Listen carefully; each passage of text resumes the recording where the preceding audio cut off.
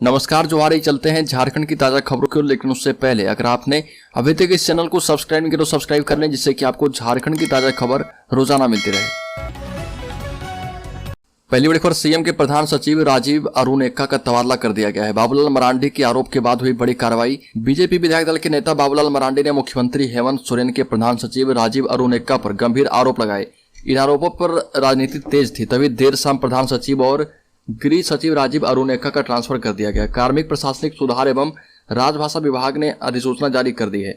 चर्चा है कि इस तबादले में अहम भूमिका निभाई 22 सेकंड की एक वीडियो की क्लिप ने। बाबूलाल मरांडी ने सीएम हेमंत सोरेन के प्रधान सचिव राजीव अरुण एक्का पर आरोप लगाते हुए कहा कि ईडी के अभियुक्त विशाल चौधरी के घर जाकर अधिकारी फाइलें निपटा रहे।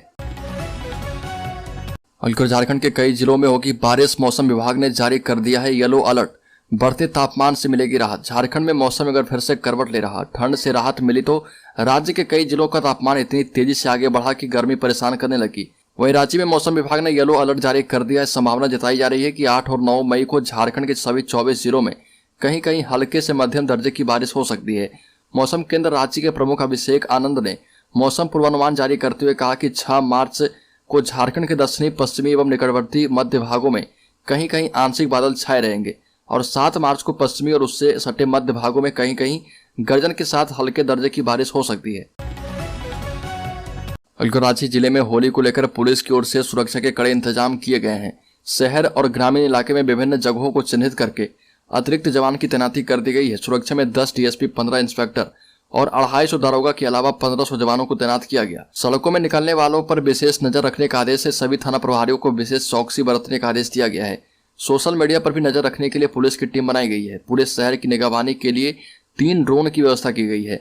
एसएसपी किशोर कौशल खुद पूरी व्यवस्था की मॉनिटरिंग कर रहे और 5 क्यूआरटी टीमें मुस्तैद रखी गई है ताकि जरूरत पड़ने पर तुरंत उनका इस्तेमाल किया जा पाए। राज्य में 12 मार्च तक मांगे पूरी नहीं की गई तो 13 से डॉक्टरों की अनिश्चितकालीन हड़ताल जारी रहेगी। चिकित्सकों पर लगातार हो रहे दुर्व्यवहार, अत्याचार एवं मारपीट की घटना से उग्र चिकित्सकों ने आंदोलन की रणनीति बना ली है। सरकार को 12 मार्च तक का समय दिया गया है।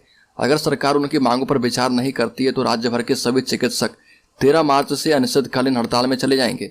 इसी के मद्देनजर पूर्व निर्धारित कार्यक्रम के मुताबिक पूरे राज्य में चिकित्सकों की मांगों के समर्थन में रिम्स से करमटोली स्थित आईएमए भवन तक कैंडल मार्च निकाला। न सिर्फ रांची बल्कि आईएमए के आह्वान पर अन्य जिलों में भी कैंडल मार्च निकाला गया था। बरबा अड्डा थाना क्षेत्र में चचेरे भाई ने 9 साल की बच्ची के साथ दुष्कर्म किया। घटना की जानकारी मिलने के बाद पुलिस त्वरित कार्रवाई करते हुए आरोपी युवक सुजीत कुमार कर्मकार को गिरफ्तार कर लिया है। उसके खिलाफ पॉक्सो एक्ट के तहत प्राथमिकी दर्ज की गई है। मेडिकल कराने के बाद बच्ची को भोईफोड़ मंदिर के समीप तपोवन होप भेज दिया गया है। घटना के बारे में बताया जा रहा है कि दोपहर बच्ची अन्य एक बच्चे के साथ राशन दुकान गई थी। इस दौरान बच्ची के रिश्ते में चचेरे भाई 20 वर्षीय सुजीत कुमार कर्मकार ने बच्ची को कोल्ड ड्रिंक पिलाने की लालच देकर उसे अपने घर ले गया और जहां पर उसके साथ दुष्कर्म किया। राज्य में बिरसा मुंडा एयरपोर्ट से जयपुर और गोवा की सीधी फ्लाइट शुरू किए जाने के निर्णय का स्वागत करते हुए झारखंड चैम्बर ऑफ कॉमर्स ने एयरपोर्ट प्रबंधन के प्रयासों की सराहना की।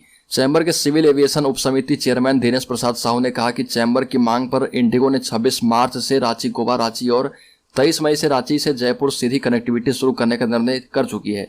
समर शेड्यूल में पहली बार रांची से जयपुर के लिए सीधी विमान सेवा शुरू होगी। इंडिगो का 180 सीटर एयरबस विमान सप्ताह में 3 दिन उड़ान भरेगा। तमिलनाडु में फंसे मजदूर झारखंड सरकार से लगा रहे जान बचाने की गुहार वीडियो बनाकर भेजा है। गढ़वा जिले के कई प्रखंडों के मजदूर जो तमिलनाडु में रहते हैं वो झारखंड सरकार से अपनी जान की गुहार लगा रहे हैं। दरअसल तमिलनाडु में उत्पन्न विवाद को लेकर स्थानीय लोग वहां काम कर रहे हिंदी भाषी लोगों को टारगेट कर पीट रहे। मजदूरों ने तमिलनाडु के तिरुपति से अपना वीडियो बनाकर भेजा है और सरकार से जान बचाने की गुहार लगाई है। जिले के रमना थाना क्षेत्र के गम्हरिया जिरवा के मजदूर काम की तलाश में वहां गए थे। रमना थाने के गम्हरिया जिरवा गांव निवासी संतोष शर्मा का पुत्र संजय शर्मा भी फंसे मजदूरों में से एक है और वहां पर मजदूरी करने गया था। फोन पर संजय ने जानकारी दी कि पिछले 4 दिनों से लगातार यहां पर मजदूरों के साथ मारपीट की जा रही है। बसों और ट्रेनों में भी लोगों को ढूंढकर पीटा जा रहा। पैसा नहीं होने के कारण वह घर के लिए नहीं निकल पा रहा। साथ ही उसके समक्ष खाने पीने की समस्या उत्पन्न हो गई है। उसने बताया कि ठेकेदार की ओर से कोई मदद नहीं की जा रही है, जिसके चलते उसके साथ अन्य मजदूर भी भय के साए में रहने को विवश हैं। रामगढ़ में हार की समीक्षा करेगी कांग्रेस। निलंबित विधायकों पर भी जल्द फैसला। कांग्रेस रामगढ़ विधानसभा उपचुनाव में जीत के कारणों की समीक्षा करेगी। प्रदेश अध्यक्ष राजेश ठाकुर ने प्रेस कॉन्फ्रेंस में कहा कि रामगढ़ विधानसभा उपचुनाव में हार हुई है और इसे उन्होंने पहले ही स्वीकार किया है। इसे सीख लेने की बात कही। पार्टी पूरी ताकत के साथ चुनाव लड़ी थी, लेकिन जनता ने जो जनादेश दिया उसका सम्मान करना चाहिए, उसे सिरे से जुटलाया नहीं जा सकता है। चुनाव के दौरान सभी मंत्री कार्यकारी अध्यक्ष तक लगे हुए थे। वहीं कांग्रेस के 3 विधायक डॉक्टर इरफान अंसारी, नमन बिसल कोंगाड़ी और राजेश कच्छप का निलंबन वापस होने के सवाल पर राजेश ठाकुर ने कहा कि इस मामले में निर्णय आलाकमान को करना है। कांग्रेस प्रदेश अध्यक्ष ने स्वीकार किया कि तीनों विधायकों से इस मुद्दे पर उनकी बात हुई है। पार्टी विधायक दल के नेता आलमगीर आलम से इस पर चर्चा करेंगे और आलाकमान को इससे अवगत करवाएंगे। झारखंड सीआरपीएफ डीजी राज्य में नक्सल विरोधी अभियानों की समीक्षा की, अभियान तेज करने के दिए निर्देश। चाईबासा में सीआरपीएफ और पुलिस अधिकारियों के साथ नागरिकों की सुरक्षा सुनिश्चित करने के लिए डीआईजी ऑपरेशन कार्यालय में आईईडी के खतरे के खिलाफ उठाए गए कदमों की समीक्षा की। साथ ही साथ केंद्रीय रिजर्व पुलिस बल के महानिदेशक सुजाय लॉल थाउसेन ने केंद्रीय प्रशिक्षण कॉलेज का निरीक्षण करने रांची पहुंचे। इस दौरान राज्य में नक्सल विरोधी अभियानों की समीक्षा की गई। साथ ही कोल्हान के जंगल में मौजूदा सुरक्षा स्थिति और आगे की रणनीति पर चर्चा की गई। अधिकारियों को नक्सल विरोधी अभियानों के प्रति अपनी प्रतिबद्धताओं को जारी रखने और अभियानों के दौरान अतिरिक्त सतर्क और सावधान रहने का आग्रह किया। कुर्मी समाज की इस मांग पर भड़के आदिवासी दे डाली है उग्र आंदोलन की चेतावनी। कुर्मी को एसटी सूची में शामिल करने की चल रही कोशिशों का आदिवासी समाज ने विरोध किया। इसे लेकर मोरहाबादी मैदान में आदिवासी समन्वय समिति ने आदिवासी बचाओ महारैली की गई और इसमें राज्य भर से जनजातीय समुदाय के लोग शामिल हुए। महारैली में 25 सूत्री प्रस्ताव पारित किया गया। इसमें निर्णय किया गया कि भूमिज मुंडा के चुवाड़ विद्रोह के महानायक रघुनाथ सिंह भूमिज को कुर्मी समुदाय के द्वारा रघुनाथ महतो बताने का विरोध होगा। साथ ही आदिवासी जमीन के अवैध हस्तांतरण घोटाले की जांच सीबीआई से कराने, आदिवासी धार्मिक जमीनों को सुरक्षा देने, एसपीटी सीएनटी एक्ट में थाना क्षेत्र की बाध्यता खत्म करने, पारसनाथ समेत आदिवासियों के सभी धार्मिक स्थल को गैर आदिवासियों के कब्जे से मुक्त करने की मांग की गई। तमिलनाडु में झारखंड के प्रवासियों का कैसा है हाल? टीम ने कर ली है मुलाकात। झारखंड के कई प्रवासी मजदूरों के तमिलनाडु में फंसने की शिकायत के बाद मुख्यमंत्री हेमंत सोरेन के निर्देश पर वहां भेजी गई टीम ने श्रमिकों से बातचीत कर उनका हाल जाना। चेन्नई और आसपास के इलाके में टीम ने करीब 800 श्रमिकों से बात की है। इसके बाद टीम कोयम्बटूर रवाना हो गई। इस बीच तमिलनाडु के राज्यपाल आरएन रवि ने हमले की कथित अफवाहों के मद्देनजर प्रवासी श्रमिकों की सभी आशंकाओं को दूर करने की कोशिश करते हुए ये कहा कि तमिलनाडु के लोग अच्छे और मिलनसार हैं। प्रवासी श्रमिकों की कोई परेशानी ना हो, इसके लिए टीम उन्हें हेल्पलाइन नंबर भी दे रही है। रांची स्थित राज्य प्रवासी नियंत्रण कक्ष लगातार श्रमिकों के संपर्क में है और श्रमिकों का काउंसलिंग भी किया जा रहा। राज्य के साहिबगंज जिले के बरहेट प्रखंड के सिंदरी ग्राम में गिरी वनवासी कल्याण परिषद के जिलाध्यक्ष शीतल बाबा के नेतृत्व में 60 परिवार के 111 आदिवासियों ने ईसाई धर्म छोड़कर सनातन धर्म अपना लिया है और इनमें 45 पुरुष एवं 66 महिला शामिल है। सर्वप्रथम गांव के बाहर मैदान में आयोजित झील पूजा में सभी लोग शामिल हुए और यहां पर इन लोगों ने नंगे पैर आग पर चलकर खुद को पवित्र किया। इसके बाद शीतल बाबा के धाम पर आयोजित कार्यक्रम में सभी की पैर धोकर सनातन धर्म में वापसी कराई गई। सेवानिवृत्त आरक्षी निरीक्षक हरिपद हांसदा ने घर वापसी करने वाली महिलाओं को साड़ी तो पुरुषों को धोती एवं गमछा देकर सम्मानित किया। इस मौके पर अखिल भारतीय जनजातीय सुरक्षा मंच के सह संयोजक डॉक्टर राजकिशोर हांसदा, अखिल भारतीय वनवासी कल्याण परिषद अध्यक्ष, संगठन मंत्री विजय टुंडू उपस्थित थे। आपको बता दें कि प्रत्येक वर्ष होली से 1-2 दिन पहले इस तरह का आयोजन किया जाता है। अन्य वर्षों में घर वापसी करने वाले लोगों की संख्या कम थी, लेकिन इस बार इनकी संख्या 111 तक पहुंच गई है। घर वापसी करने वाले कुसमा के दाऊद मरांडी ने कहा कि प्रलोभन देकर उन लोगों का धर्मांतरण करा दिया गया था, लेकिन बाद में महसूस हुआ कि जैसा बताया गया वैसा कुछ हुआ नहीं, इसलिए उन्होंने घर वापसी का निर्णय किया है।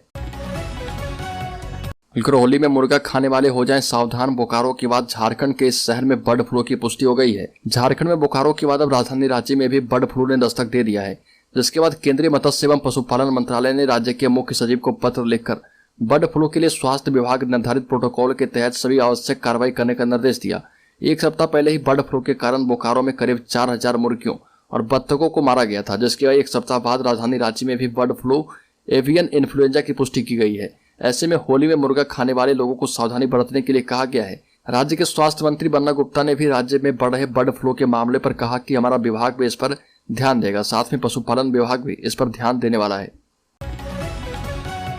राज्य में झारखंड हाईकोर्ट के आदेश के बाद आज डीएसपी प्रमोद मिश्रा की ईडी के सामने पेशी।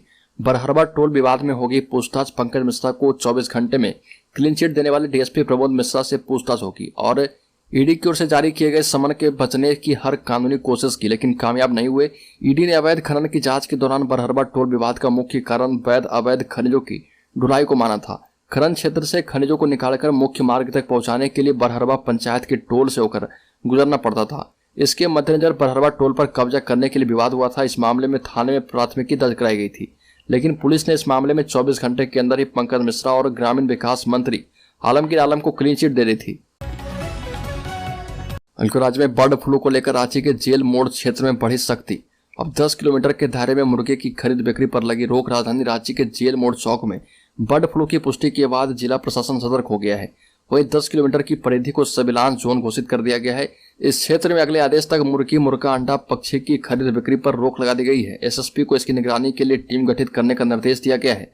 प्रतिनियुक्त मजिस्ट्रेट को रैपिड रिस्पांस टीम के साथ समन्वय बनाकर विधि व्यवस्था सुनिश्चित करने को कहा गया है। जिला पशुपालन अधिकारी डॉक्टर अनिल कुमार ने बताया कि संक्रमित क्षेत्र के 1 किलोमीटर के दायरे में आने वाले मुर्गे मुर्गियों को मारा जाएगा। इसके बाद क्षेत्र को सैनिटाइज किया जाएगा। 2-3 निगरानी के बाद अगर कोई नया मामला प्रकाश में नहीं आता है, इसके बाद ही खरीद बिक्री की अनुमति दी जा पाएगी। पारसनाथ विवाद को लेकर आचार्य 108 प्रसन्न सागर जी ने कहा कि संवाद से हर समस्या का हल होता है। ऐसे में समेत शेखर जी की समस्या का हल भी इसी से निकलेगा और एक संवाददाता सम्मेलन में ये बातें कही। प्रसन्न सागर जी ने कहा कि पारसनाथ स्थित श्री समेत शेखर से आदिवासी एवं जैन समाज की गहरी आस्था जुड़ी है और इसका महत्व जितना जैन समुदाय के लिए है उतना ही आदिवासियों के लिए भी है। हम कह सकते हैं कि जैन एवं आदिवासी समाज एक दूसरे के बिना अधूरे हैं।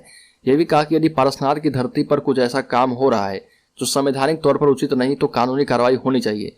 इससे जैन समुदाय को आपत्ति नहीं होगी। यह भी कहा कि पारसनाथ पर्वत के संरक्षण का प्रयास होना चाहिए। पर्वत पर किसी भी प्रकार का निर्माण गैर कानूनी है क्योंकि वह वन विभाग की संपत्ति है। राज्य में पारा शिक्षक अस्तित्व में आने के बाद से ही आज तक अपनी विभिन्न मांगों के समर्थन में आंदोलन करते आ रहे। अब तक विभिन्न राजनीतिक दलों ने अपने चुनावी घोषणा पत्र में पारा शिक्षकों को अस्थायी करने की घोषणा कर रखी है, पर ना तो अभी तक घोषणा पूरी हुई और ना ही आस टूटी है। अब पारा शिक्षकों का धैर्य समाप्त होने लगा है। पारा शिक्षक संघ एकीकृत मोर्चा के प्रखंड सचिव सुको कुमार ने कहा कि सरकार समझौते में परीक्षा लेकर पारा शिक्षकों के अस्थायीकरण की बात कही थी। अब मात्र 10% मानदेय वृद्धि के लिए आकलन परीक्षा ले रही है। टेट विसंगति का मामला जस का तस है। टेट पास होने के बावजूद टेट के मानदेय से वंचित रखा गया। अब सरकार के विरुद्ध हल्ला बोलने का समय आ गया है। नरसिंह ने कहा कि 4% वार्षिक वृद्धि लागू करने के लिए सरकार ने जो जटिल प्रक्रिया बनाई है, उन्हें लगता है कि सरकार इंक्रीमेंट देने के मूड में नहीं है। नियोजन नीति में बदलाव को लेकर झारखंड मुक्ति मोर्चा विधायक लोबिन हेम्ब्रम ने ही उठाए सवाल। आपको बता दें कि झारखंड में नियोजन नीति को लेकर फिर से सियासत तेज है। नियोजन नीति में हुए संशोधन को लेकर बीजेपी विधायकों ने विधानसभा में जमकर हंगामा किया। बीजेपी विधायक नियोजन नीति को लेकर सदन में सरकार से स्थिति स्पष्ट करने की मांग कर रहे थे। वहीं लोबिन हेम्ब्रम ने भी इस मुद्दे को उठाया और कहा कि अभी विधानसभा का बजट सत्र चल रहा। इस बीच कैबिनेट की बैठक में नियोजन नीति में बदलाव की बात सामने आ रही है। सरकार को स्थिति स्पष्ट करनी चाहिए। ये भी कहा कि इस पर सदन की अवमानना का भी मामला बनता है। लोबिन हेम्ब्रम ने कहा कि नियोजन नीति को लेकर आज पूरे राज्य में ऊहापोह की स्थिति बनी है।